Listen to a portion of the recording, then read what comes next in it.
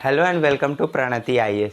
ठीक है, तो आज की इस वीडियो में मैं आप सबको बताने जा रहा हूँ कि बीमा बैम्बू के बारे में या बैम्बू बीमा के बारे में। आपने मे भी सुना होगा रिसेंटली न्यूज़ में कि तमिलनाडु एग्रीकल्चर यूनिवर्सिटी के द्वारा एक ऑक्सीजन पार्क की स्थापना की गई है।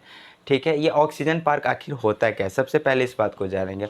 ऑक्सीजन पार्क एक तरह से man made forest area develop किया जाता है जिसमें ऑक्सीजन, जैसे सब जान अभी कोरोना वायरस के कारण ऑक्सीजन की भारी कमी है, तो इस पार्क में ऑक्सीजन की कमी आपको महसूस नहीं होगी। आदमी आ जा सकते हैं, फॉर टूरिज्म पर्पस के लिए भी ऑक्सीजन पार्क को डेवलप किया जाता है और एक मैन मेड इन्वामेंट बनाया जाता है जहाँ पे इस तरह के प्लांट्स लगाए जाते हैं जिनसे ऑक्सीजन का प्रोडक्शन ज़्यादा हो और कुछ समय के लिए इंसान जो है अच्छे से सांस ले सके अच्छी इन्वामेंट में। और इसका एक और फ़ायदा होता है कि CO2 एमिशंस जो होते हैं, जितने भी CO2 का बहुत आजकल फैक्ट्रियों के द्वारा रिलीज़ किया जा रहा है, उसको रिड्यूस करता है ये ऑक्सीजन पार्क। तो इस नाते ही ऑक्सीजन पार्क बहुत अच्छा है। इसके बाद मैं आपको बताइए, तमिलनाडु एग्रीकल्चर यूनिवर्सिटी के द्वारा कोयम्बटूर जो कि तमिलनाडु में स्थित है, वहीं पे ऑक्सीजन पार्क की स्थापना की गई है। और इस ऑक्सीजन पार्क में बीमा बैम्बू जो आपको एक सुपीरियर क्लोन वैरायटी है बैम्बू का, उसी को पूरा का पूरा इसमें डाला गया है। और बैम्बू बेल्कोआ जो एक बैम्बू का वैरायटी है, उसका ये क्लोन सुपीरियर वैरायटी है। कौन? बीमा बैम्बू या बैम्बू बीमा दोनों चलता है। तो ये किया गया और इसको पूरे के पूरे जो एरिया, जितना भी बड़ा एरिया है, उसमें सिर्फ और सिर्फ बैम्बू बीमा लगाया गया।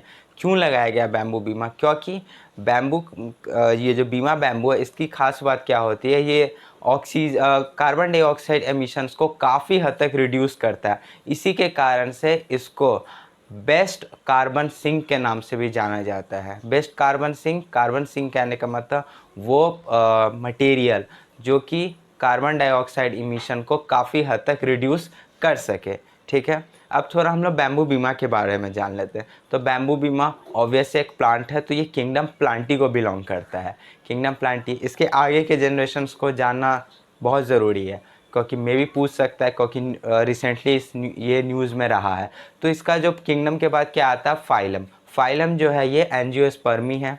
इसके बाद आता है क्लास। आप लोग हो सकते हैं जो भी बायो के स्टूडेंट्स रहेंगे उनको kingdom, phylum, class, order, family, species, genus के बारे में पूरा अच्छे से पता होगा। जो नहीं जानते हैं तो ये सीरीज़ जो आपको दिख भी रहा होगा बोर्ड पे, वो आप देख सकते हैं।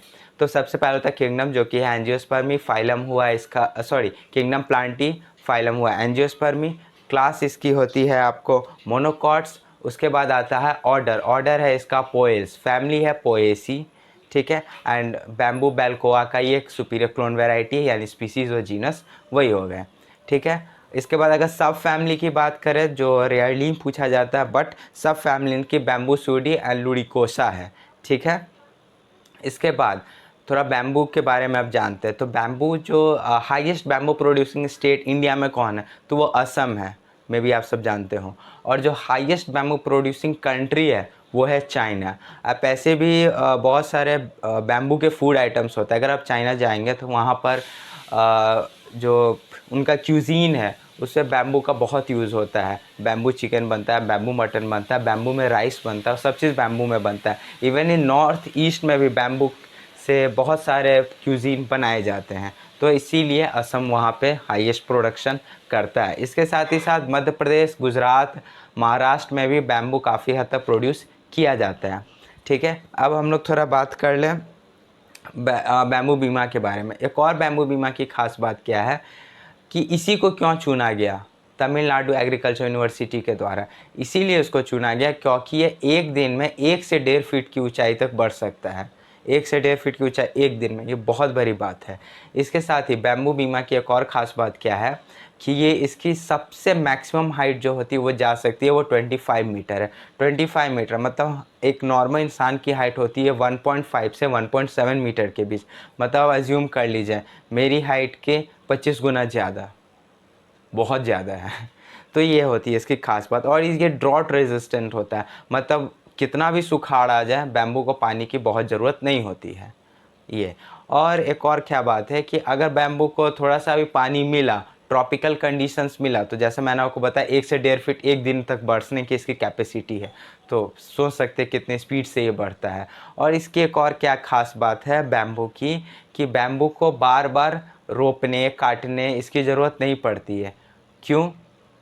क्योंकि खासकर ये स्पेशली बीमा बैम्बू के बारे में है, ठीक है। क्योंकि इसका जो क्लम्स होता है, क्लम्स क्या होता है, आप फोटो में आपको दिख रहा होगा, क्लम्स जो होता है सबसे निचला पार्ट होता है बैम्बू का, और उसमें हल्का सा फ्लावर निकला होता है, लीफ निकला होता है, उसी को क्लम कहते हैं। वो इतना ज़्यादा मजबूत होता है कि वो हर तरह के इन क्लाइमेटिक कंडीशन को झेलने का आदी हो चुका होता है, मतलब उसको किसी भी तरह का कोई भी परेशानी नहीं होगा, वो मस्ती में रह सकता है। तो इसीलिए वो 100 साल तक बिना किसी दिक्कत के वो रह सकता है। वो एक बार उसको रोप देना है और उसके बाद 100 साल तक के लिए निश्चिंत, मतलब 2-3 जनरेशन तो आराम से मस्ती में रह सकते हैं। इसकी ये खास बात है। तो अब 100 साल के मतलब अभी 2021 में तमिलनाडु एग्रीकल्चर यूनिवर्सिटी में रोपा गया, तो अब 21 से 21 यानी 21 में जाके कुछ सोचने के बारे में कोई सोचेगा ठीक है, कि उसका क्या किया जाए। तो इसकी ये खास बात होती है, क्लम्स होती है इसके काफ़ी मतलब क्लम्स होती है इसकी काफ़ी रेजिस्टेंट हो जाती है हर तरह के क्लाइमेटिक कंडीशन है, धूप आए, बरसात आए, कुछ भी है। और यूजुअली ये क्या है, ये ट्रॉपिकल कंडीशंस में ग्रो करती है। ट्रॉपिकल कंडीशंस यानी 20 से 30 डिग्री सेल्सियस के बीच टेम्परेचर, रेनफॉल 50 to 100 सेंटीमीटर के बीच, ये सब इसको मिलता रहता है। नहीं भी मिला तो भी कोई दिक्कत नहीं है। इसके साथ ही एक और क्या बात है, ये स्टेराइल है, ठीक है। स्टेराइल मतलब ये सीड्स को प्रोड्यूस नहीं करता है। अब सीड्स प्रोड्यूस नहीं करता है, इस कारण भी ये 100 साल तक जी सकता है बिना किसी दिक्कत का, कोई कटने वटने का झंझट ही नहीं है। और इसके बाद अगर इसके कुछ बैम्बू कटिंग के द्वारा बैम्बू को बार बार रोपा जा सकता है। ये सब आप लोग में भी वेजिटेटिव प्रोपगेशन से पढ़े होंगे बचपन में। तो बैम्बू कटिंग से इसको बार बार कुछ पार्ट इसका काट लिया और इसको दोबारा रोप दिए, तो उससे इसको कोई फ़र्क नहीं पड़ता, रोपा जा सकता है। इसके बाद इसकी खास बात क्या है, ये एक क्लोन वैरायटी है। क्लोन वैरायटी यानी जो दो बैम्बू लिया गया, जैसे बैम्बू बैल्कोआ है, इसको कॉन्वेंशनल ब्रीडिंग मेथड के द्वारा एक नया ऑफ स्प्रिंग इसका डेवलप किया गया, जिसका नाम हम लोग बीमा बैम्बू देते हैं, ठीक है। इस ऑफ स्प्रिंग में जो दो पेरेंट्स लिए गए थे वो सबसे अच्छे क्वालिटी के, वही अच्छा क्वालिटी लेकर ये बीमा बैम्बू बना है, ठीक है। और एक और बात, ये टिश्यू कल्चर के द्वारा ही डेवलप किया गया है, जो हम लोग जानते हैं कॉन्वेंशनल ब्रीडिंग मेथड। इसके साथ ही इसका जो राइजोम होता है, राइजोम मतलब जो अंडरग्राउंड जो स्टेम होता है वो अंडरग्राउंड जब चला जाता है तो वो हॉरिजॉन्टली डेवलप करने लगता है, उसको हम लोग राइजोम बोलते हैं, ठीक है। इसका राइजोम और जो रूट फॉर्मेशन होता है वो काफ़ी स्ट्रांग होता है, ठीक है। इतना स्ट्रांग और रेसिस्टेंट हो जाता है कि ये 100 साल के 200-300 साल तक भी जी सकता है। तो मेन इसका यही मोटिव था कि ये इसका कल्म्स स्ट्रांग हो जाता है, इसका राइजोम और रूट फॉर्मेशन काफ़ी स्ट्रांग हो जाता है। इस वजह से इसको चूज़ किया गया, क्योंकि सालों भर बिना किसी दिक्कत का वहाँ पे ऑक्सीजन फॉर्मेशन होते रहे और कार्बन डाइऑक्साइड का जो एमिशन है उसको रिड्यूस किया जा सके, ठीक है। इसके बाद एक बात बता सकते हैं कि बैम्बू का क्या क्या यूज़ होता है। तो बैम्बू का तो यूज़ हम लोग जान ही रहे, बैम्बू से भी ज़्यादा बीमा बैम्बू का स्पेशली क्या यूज़ होता है। तो बीमा बैम्बू का जो कैलोरीफिक वैल्यू है तो काफ़ी हाई होता है, वो लगभग इक्विवेलेंट टू कोल का होता है, कोयला का जो कैलोरीफिक वैल्यू वैसा, यानी कि ये बहुत सारे सीमेंट इंडस्ट्री में प्रयोग किया जाता है एज अ बॉयलर। क्यों? क्योंकि अब इसका कैलोरी वैल्यू ही इतना हाई है। अब जानते भी होंगे, अगर गांव में कोई जाते होंगे तो सब जगह गांव में नहीं मिलता, यूजुअली मध्य प्रदेश या आपको छत्तीसगढ़ वाले इलाकों में गांव में आज भी प्रयोग किया जाता है, ईंधन के लिए प्रयोग किया जाता है बैम्बू का, ठीक है। तो उसी क्योंकि उसका कैलोरीफिक वैल्यू काफ़ी हाई होता है कोयला से, और कोयला से सस्ता भी होता है, गए काट लिए यूज़ किए फिर मस्ती में तो और कोयला तो ख़त्म होने वाला चीज़ है, तो कभी ख़त्म होगा नहीं तो बार बार बारंबार आते रहेगा, ठीक है। इसके साथ ही इसको आपको टेक्सटाइल इंडस्ट्री में बैम्बू फाइबर का प्रयोग किया जाता है। स्पेशली जो बीमा बैम्बू का फाइबर होता है वो काफ़ी सॉफ्ट होता है, इसलिए टेक्सटाइल इंडस्ट्री में इसका प्रयोग किया जाता है। अगर आप नागालैंड जाएंगे तो वहाँ पर बीमा बैम्बू तो नहीं, लेकिन बैम्बू के फाइबर के कपड़े लोग पहनते हैं, क्योंकि वहाँ पे कभी कभी सर्दी की मौसम भी आ जाती है, कभी कभी यानी दिसंबर जनवरी फरवरी के बीच में, और थोड़ा पहाड़ी इलाका है तो वहाँ के सर्दी को वो एक गर्माहट प्रोवाइड करता है, ठीक है। उसके जो फाइबर से कपड़े बनते हैं। और यूजुअली आप नागालैंड में देखें वहाँ पे कपड़ा पहनने का कम ही ट्रेंड है, इसीलिए तो नाम नागा रखा गया है। ठीक है, इसके बाद अगर बात करें तो एक नया चीज़ डेवलप किया गया जिसको हम लोग नाम देते हैं क्रैश बैरियर। क्रैश बैरियर क्या होता है? तो ये बीमा बैम्बू का जो फाइबर होता है प्लस कॉयर। कॉयर क्या होता है? वो होता है कोकोनट का बाल, यानी जो आप रस्सी जानते होंगे, नारियल का रस्सी ब्राउन कलर का होता है। सब बहुत सारी चीज़ें बांधने में तो किससे बनता है? आखिर वो नारियल से ही बनता है ना। इन दोनों को मिलाकर एक क्रैश बैरियर बनाने का सोचा गया है। अभी वो प्रोडक्ट डेवलपमेंटल स्टेज में पूरी तरह से कंप्लीट नहीं हुआ। उसको बनाने से क्या फ़ायदा होगा? उसको बनाने से बहुत सारे फ़ायदे होंगे। उसको एक तरह से वो कपड़े में भी यूज़ हो सकता है, वो ईंधन के रूप में भी प्रयोग किया जा सकता है, कई तरह का उसका प्रयोग है। अब हम लोग थोड़ा गवर्नमेंट इनिशिएटिव के बारे में बात कर लें तो गवर्नमेंट इनिशिएटिव में सबसे पहले आता है national bamboo mission. National bamboo mission क्या है? नेशनल बैम्बू मिशन में क्या होता है कि इसके अंतर्गत फार्मर्स को, जो भी बैम्बू प्रोडक्शन में फार्मर्स लगे हुए हैं, उनके लिए अच्छे से एक मार्केट प्रोवाइड किया जाए ताकि वो अपना बैम्बू को बेच सके, बैम्बू के फाइबर को बेच सके, या जो भी बैम्बू से प्रोडक्शन किया जाता है वो बेच सके। इनफैक्ट कई जगह बैम्बू की फूल की पूजा की जाती है। यस, बैम्बू के पत्तों की पूजा की जाती है बहुत सारे जगह। जब आप आसाम, नागालैंड या मिज़ोरम के क्षेत्रों में जाएंगे तो वहाँ पे बैम्बू के बिना कुछ वो शुभ होता है। ऐसे बहुत सारे में नीम का शुभ होता है, पीपल शुभ होता है, बरगद शुभ होता है। उसी तरह से बैम्बू नॉर्थ ईस्ट में बहुत ज़्यादा शुभ होता है, एंड चाइना में तो और ज़्यादा। बैम्बू फेस्टिवल भी शायद आप सब जानते होंगे, वो भी मनाया जाता है। तो इसलिए फार्मर्स को उनके पूरे ग्रोथ के लिए नेशनल बैम्बू मिशन लॉन्च किया गया था, जिसका मेन मोटो यही है कि फार्मर्स को बैम्बू के लिए एक अच्छा मार्केट दिया जाए। ठीक है, इसके बाद एक और आता है बैम्बू क्लस्टर्स। बैम्बू क्लस्टर्स क्या है? बैम्बू क्लस्टर जानते हैं, पूरा बैम्बू का समूह।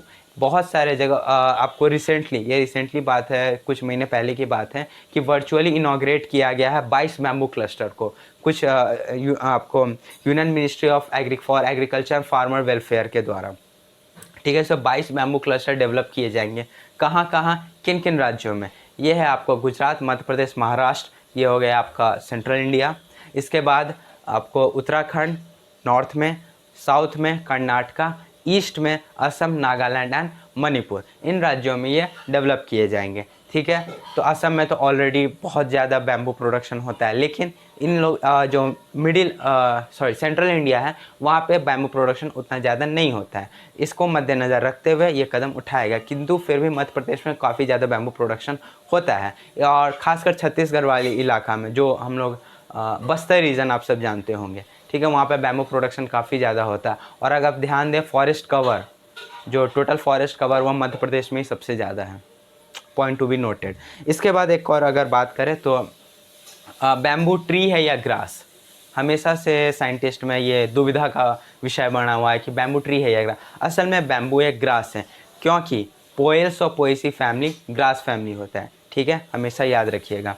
इसके साथ ही बैम्बू जब इंडियन फॉरेस्ट एक्ट जो 1927 में इम्प्लीमेंट किया गया था, उसको 2017 में अमेंड किया गया, उसमें एक अमेंडमेंट लाया गया और उसको ट्री से हटाकर ग्रास में डाला गया बैम्बू को, क्योंकि पहले तक तो था कि बैम्बू ट्री है, लेकिन बैम्बू असल में एक ग्रास है। इसको आपको 2017 में इंडियन फॉरेस्ट एक्ट के तहत करार दिया गया कि ये ट्री नहीं, एक ग्रास है। असल में भी बैम्बू एक ग्रास है, ना कि एक ट्री है। ठीक है, अब देखने में भले ट्री जैसा होता है, लेकिन है ये ग्रास। इसके साथ ही अगर बात करें तो बैम्बू के बिज़नेस को भी काफ़ी ज़्यादा बढ़ाया जा रहा है। ठीक है, तो ये था बीमा बैम्बू के बारे में। इनमें इससे क्वेश्चंस में भी बहुत पूछे जा सकते हैं। ठीक है, तो मेरे ख्याल से मैंने आपको सारी चीज़ बता दिया। कोई डाउट हो तो आप कमेंट बॉक्स में ज़रूर लिखें। वीडियो पसंद है तो लाइक शेयर सब्सक्राइब ज़रूर कर दें।